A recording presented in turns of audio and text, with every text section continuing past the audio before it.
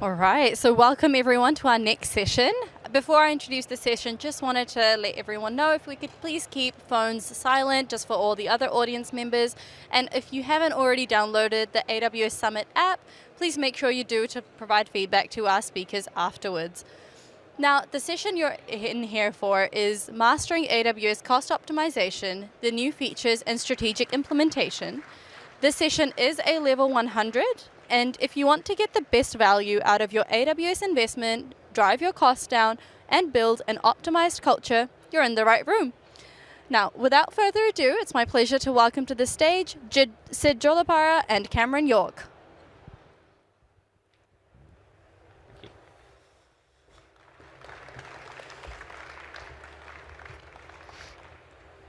Thank you, everyone. Thank you.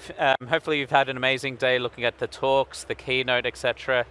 We're towards the back end, so thank you for staying here with us today.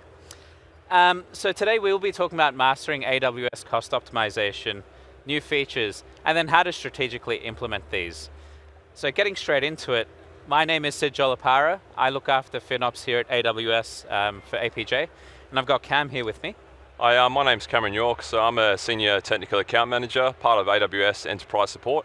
And over the last 4 years, I've been working with public sector customers across ANZ, helping them optimize the performance and cost of their AWS environments. Perfect, thank you, Cam. So we'll be hearing from Cam very soon, but before that, I wanted to jump into the way we think about cloud financial management here at AWS. So we've got 4 pillars, and that's our framework. See, save, plan, and run. The C pillar, the first pillar, is about seeing your spend. How much am I spending? Who's spending it? What are they doing? The KPIs, etc.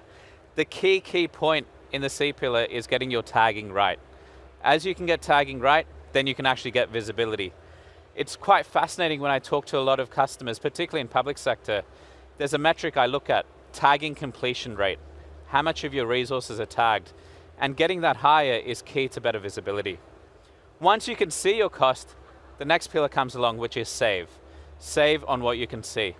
You can't clean dirty data unless you know where that dirty data is. So the save pillar comes along, commitments, right sizing, elasticity, etc. falls under there. And that's actually something that a lot of customers do very well. The next pillar is looking to the future, plan. Forecasting, budgeting, etc. falls under there. This pillar, a lot of customers tend to struggle with it. There's so many customers when I talk to them and say, how have you built your budget? Go, well, I took last year's number and added 10%. Go, okay, we need to look at drivers, we need to look at what's actually happening. So planning and forecasting is key. And then to round it all out, we've got governance or run. The run function is about processes, the tools, the teams, the way the entire framework operates. And by having these 4 pillars in place, you'll actually drive really good cost optimization. And so I'm going to hand over to Cam to talk through what's new in AWS cost optimization. Thank you. Thanks, Sid. So before I jump into what's new in cost optimization, I just wanted to spend a moment to set a bit of context around these releases and talk about what are some of the challenges or priorities that these recent releases are helping to address. So back in 2023, AWS joined the FinOps Foundation as a premier member. And the FinOps Foundation produce each year what's called the State of FinOps report. So they survey organizations from all around the world, from a range of different sizes, range of different industries, and they produce data and insights around what are the top priorities, what are the top challenges, and report on the overall direction of the FinOps practice. So this excerpt you can see here is from the State of FinOps 2024 report, and it outlined what were the key priorities for FinOps practitioners at the time. So in order, they were reducing waste or unused resources. Second, it was managing commitment-based discounts. So in AWS, these are things like savings plans and reserved instances. Then it was accurate forecasting of spend.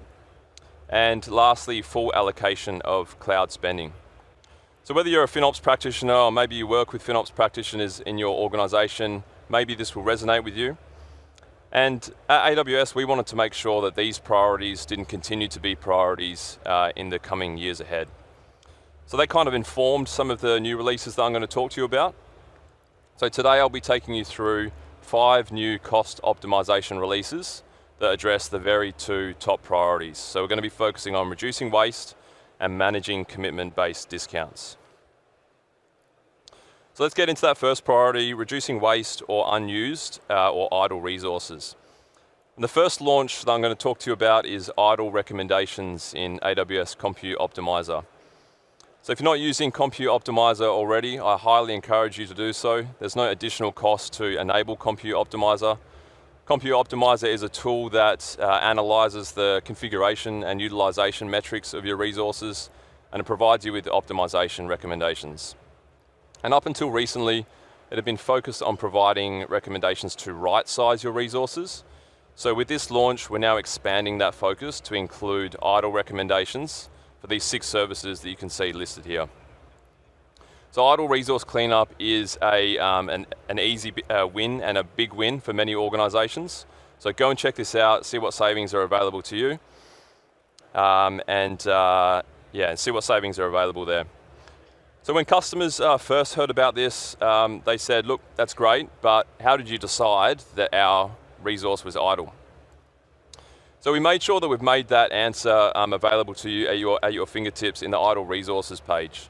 So when you're sharing these recommendations with your engineering team to take action, they now have that idle criteria explanation available to them. So in this example, we see here, we have an EBS volume, and it's got the idle criteria highlighted here, which is telling us if the read or write operation is less than 1 IOPS per day over the 14-day look-back period, it's going to generate that as an idle resource recommendation.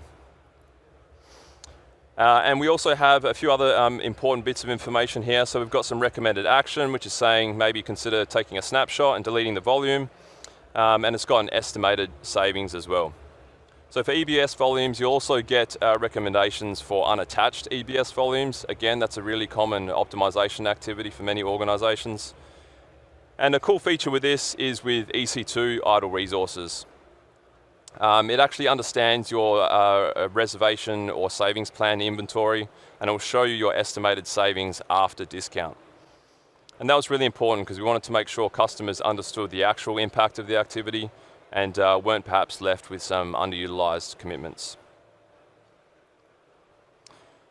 So idle recommendations also includes RDS and Aurora databases, and here Compute Optimizer is pulling in metrics from Amazon CloudWatch, and we're looking at things like database connections, CPU utilization, as well as storage activity to generate these recommendations. Now, if you're using some of our disaster recovery features like Aurora global databases, maybe you have a secondary cluster that is intentionally less active or idle, it will exclude those so you're not getting any false positives. And you can customize the look-back period for up to 3 months. So this means you can tailor the recommendations to make sure that you're getting the most optimal recommendations for your usage patterns and your use case. Now, beyond idle resources, we also made a big push to help you identify optimization opportunities for database workloads.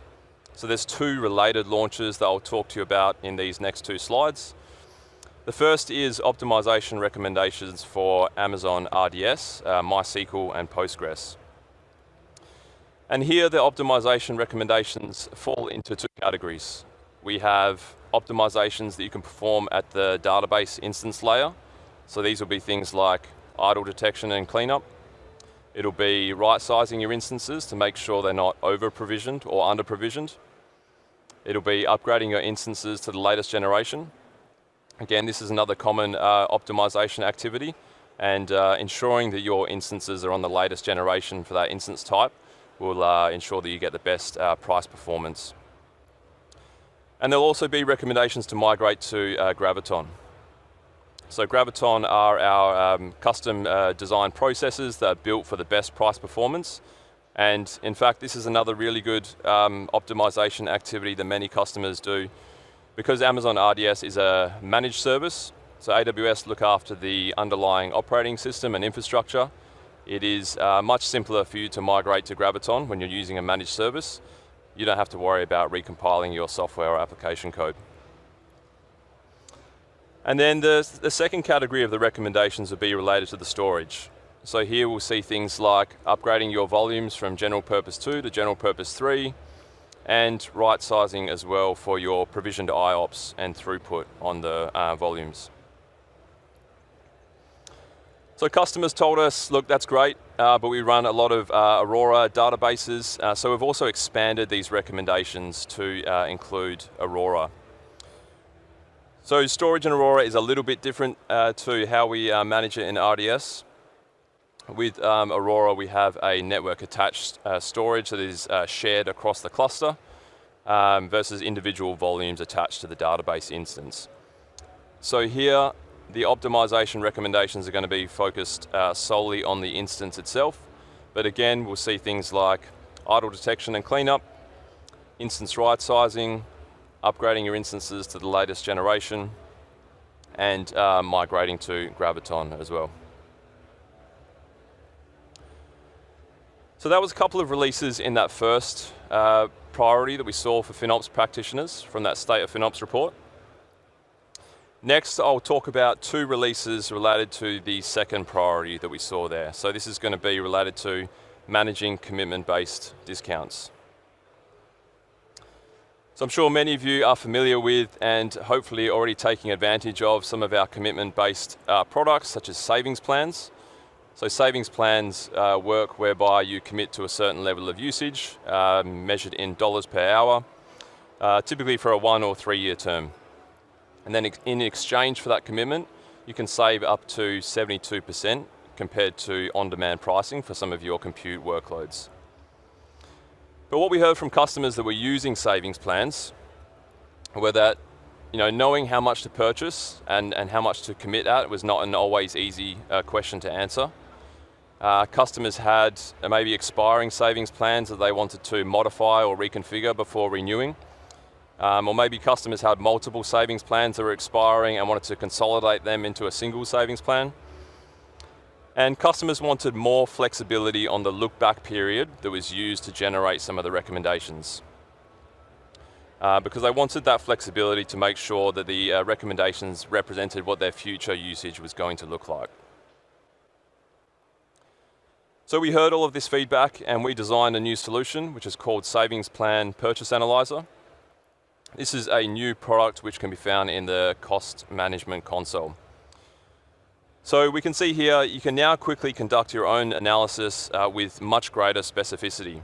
So we still have a few of the same options here that you may be familiar with in the past. You can choose to run the analysis at the payer account level or at a linked account level. You can choose between a 1 and a 3 year term. And of course, you can choose between different payment options. So if you want to go all up front for the greatest discount, or you'd prefer partial or no upfront. But now we've added in a few additional capabilities whereby you can choose to exclude any savings plans that are potentially expiring in the next 90 days. You can choose your own commitment amount, so you can let the analyzer recommend what's going to be most beneficial for you, or you can choose to play around with your own commitment account if you're aiming for a certain coverage level. And you can modify the look-back period as well. So no longer are you fixed into a 7, 30 or 60-day look-back period. You can specify your own that's going to be more indicative of what your future usage looks like. So all of this is really to say that you get to be more intentional about the information that's being used to generate these recommendations and help you make purchasing decisions with our commitment-based discount products. And then after you run the analysis, you're given this nice visual which looks like this. You can see what your current savings plan commitment level is.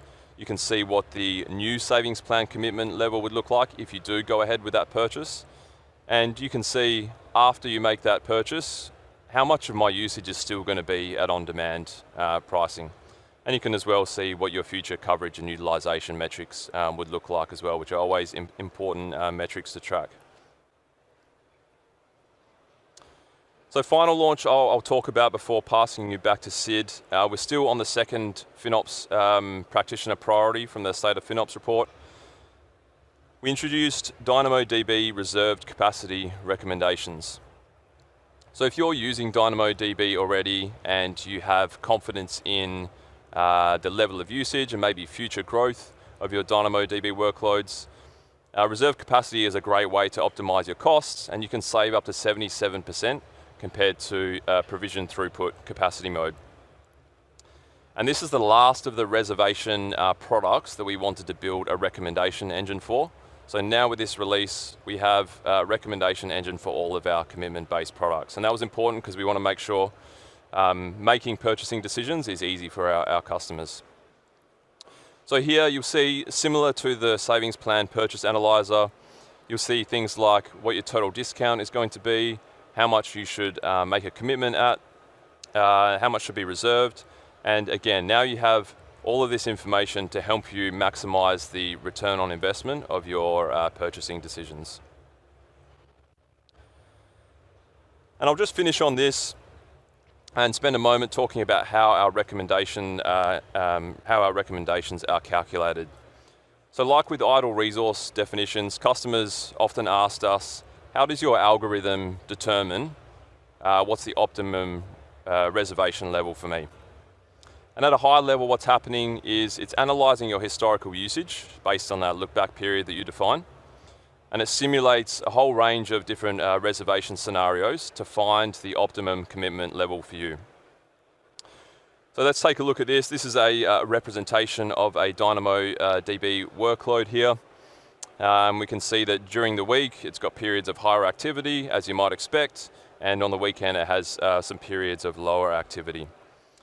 And then in the table below that, we've got a few different scenarios.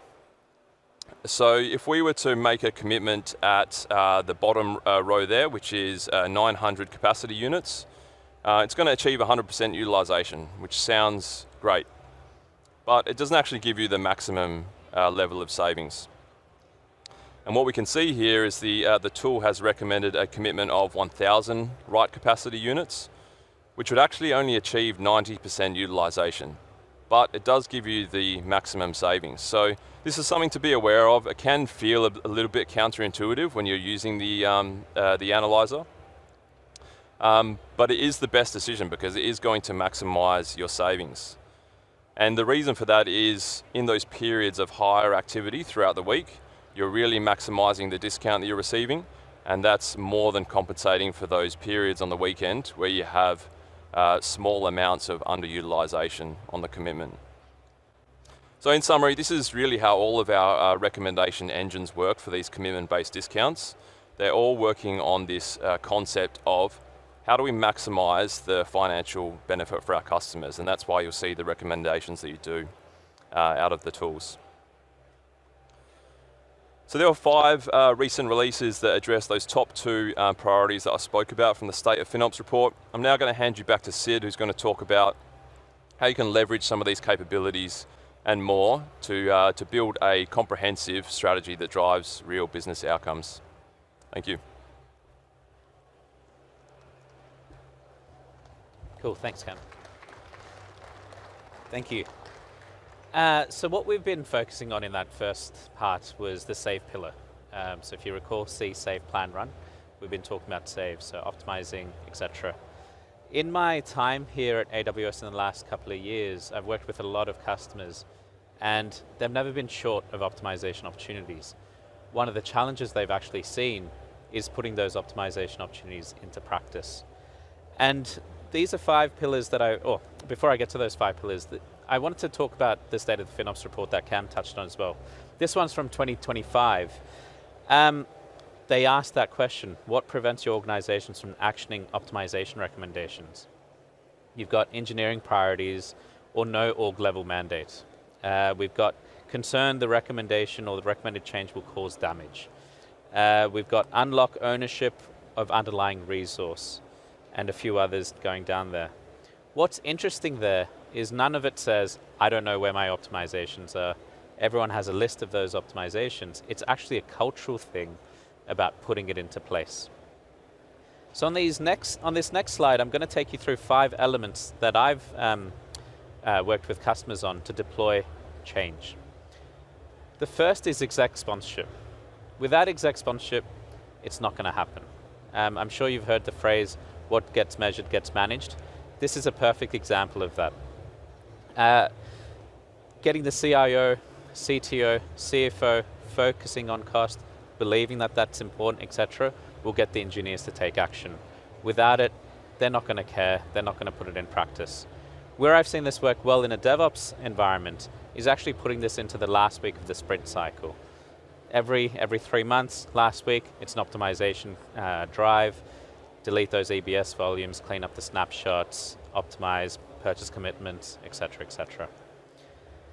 The next is finance actively engaged. IT and finance sometimes don't tend to get along very, very well, but it is cloud financial management, or it is FinOps.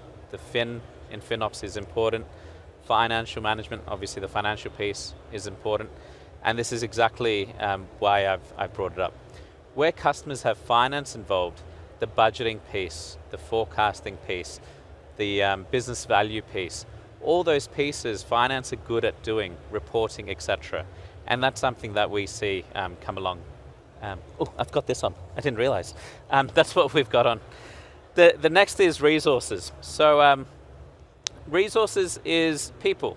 FinOps resources, actually doing the work, doing the reporting, doing the analysis, etc. is really critical. These resources, the number one question I get with these resources is, how many FinOps people do I need in my organization? It really depends on the level of spend, the size of the organization, and what savings do you think you'll receive. In some customers, I see virtual teams tend to form. And what I mean by virtual teams are these are DevOps engineers, finance people, etc. People who are really interested in this topic, who tend to come along and start doing FinOps work without an official structure, and then start going from there. When your spend is at a material level, and material would be up to your size of the organization, material level, then it's worthwhile having half a dedicated resource, maybe full-time, etc. And then you really start bringing that practice together of the finance team, the DevOps team, and procurement, etc., coming all the way together to drive the right behavior. Next is processes and tools. Processes and tools are key. You don't want to just throw a tool into the mix and go, hey guys, here it is, go for gold. The amount of customers I've seen put in a tool, invest in a tool, but no one's logging in, no one's actually having a look, no one knows what to actually read when they look at the dashboard, etc., is quite high. So nailing that piece is fundamental. And that all falls under process as well. So processes about optimization, how often should I optimize? When I develop an application, how should I develop it? These are the optimization pillars I need to think about, etc. are key. If you don't have that, the tool's just going to be in place, you're going to have everything in place, but no one's actually going to do anything. No one's actually going to use that information and go from there. And lastly, cost-aware and value-aware culture.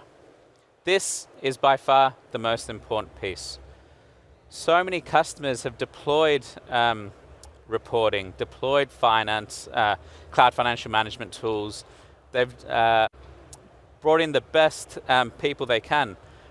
But if that culture isn't there of driving efficiency, it's not going to happen. Particularly when I talk about culture, if I were to draw a graph out, what you tend to see with a lot of customers that don't have that culture built in, the spend goes up, there's a moment where they freak out and go, we're over budget or the spend's too high. They optimize. I like to call that panic optimization. So that tends to happen. And then 6 months later, we're just back up to where it was. Building that culture in of optimization is key. And that's something that we really drive with here at AWS. Drive that cost-aware culture. The value piece is something that we want to talk to customers a lot about as well. I appreciate it can be hard in public sector, but it's what's the ROI of my cloud spend? That's what we want to touch on in this space. If I spend in cloud over here, my spend has gone up because of X, Y, Z. What's the value I'm delivering for it? Not just cost, but what am I getting for it? I've implemented this system, but my number of patients has gone down, or my trains are running on time, or et cetera, et cetera. What is the value that you get for it? That value piece is probably what a lot of public sector customers struggle with the most. It is hard in public sector when you don't have that profit mechanism to talk to. But what am I getting for that spend? And I try and break that into two categories. Technical value, so how is technology, the IT teams being more efficient, et cetera. And then business value. How is the business, the organization being more robust? So these are our 5 pillars, and once you have these 5 pillars in place, your organization will actually be able to deliver on their cost optimization opportunities and not just panic optimize, as I say, but actually drive that forward and go from there. So thank you so much for listening to Cam and I. I wanted to leave you with some next steps. We're here to help you on your cost optimization journey. We're here to help you on that entire cloud financial management journey. One of the things that we offer is a cloud financial management assessment for free. We take you on that journey of understanding those 4 pillars, what you're doing well in each one, help you develop a roadmap. And you've got people like Cam who will actually give you much more technical advice and go on that journey with you. So hopefully that's really helped you understanding what are the new features that we've delivered for cost optimization and what are some of the strategic things you can put in place to drive that as a cultural change going forward. So thank you so much. Thank you. Thank you.